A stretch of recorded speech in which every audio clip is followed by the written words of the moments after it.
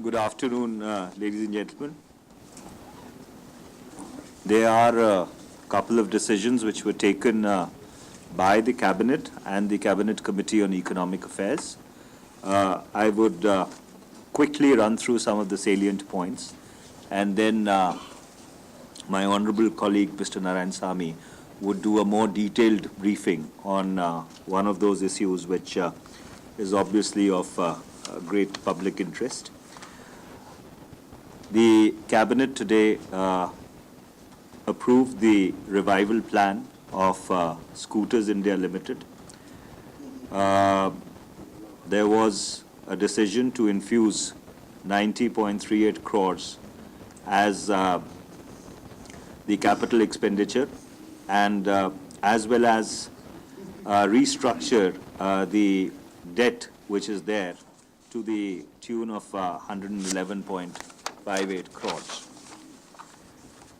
The Cabinet also approved the official amendments to the Lokpal and the Lok Ayukt's Bill 2011, and as I mentioned earlier, that Mr. Narayansamy would deal with it at length once we are through with the other items. Number three, the Cabinet today gave its approval to the proposed amendments to the Regional Rural Banks Act 1976. The objective is to enhance the authorized and issue capital to strengthen the capital base, as well as extend, as well as deal with the issue of the term of non-official directors, and it is proposed to be fixed to a term which does not extend beyond 2 years. These were the three items which the Cabinet approved today.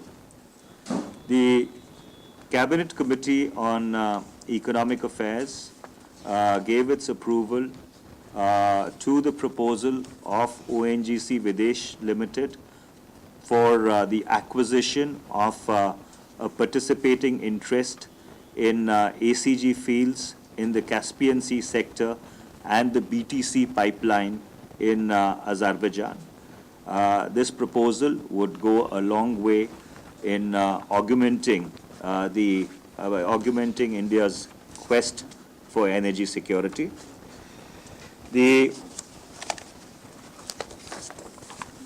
Cabinet Committee on Economic Affairs also gave its approval for partially allowing the export of certain edible oils, specifically the export of edible oils from the domestic tariff area to the special economic zones to be consumed by the SCZ units for the manufacture of processed food products, allowing export of coconut oil, which is at present is permitted to be exported only from the Kochi port, from all the EDI ports and through land customs stations, to be notified by the Department of Commerce subsequently. Permission to export edible oils with a minimum export price of USD $1,500 per metric ton in branded consumer packs of up to 5 kgs without any quantitative limit. And finally, approval for setting up an interministerial committee under the chairpersonship of the Commerce Secretary, with the Secretaries of the Department of Consumer Affairs, Department of Food and Public Distribution as members, to calibrate the MEP from time to time. The committee can co-opt members as special invitees as per the felt need.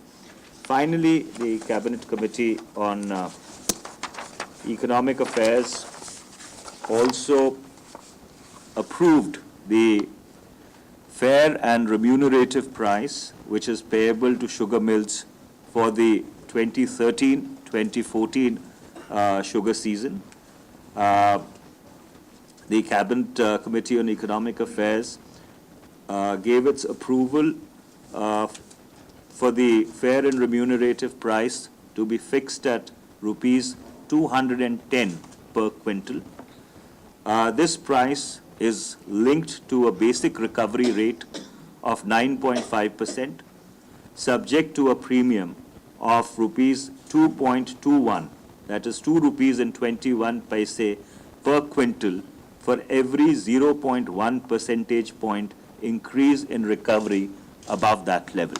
So essentially, these were the items which were approved by the Cabinet and the Cabinet Committee on Economic Affairs. The detailed press releases would be circulated.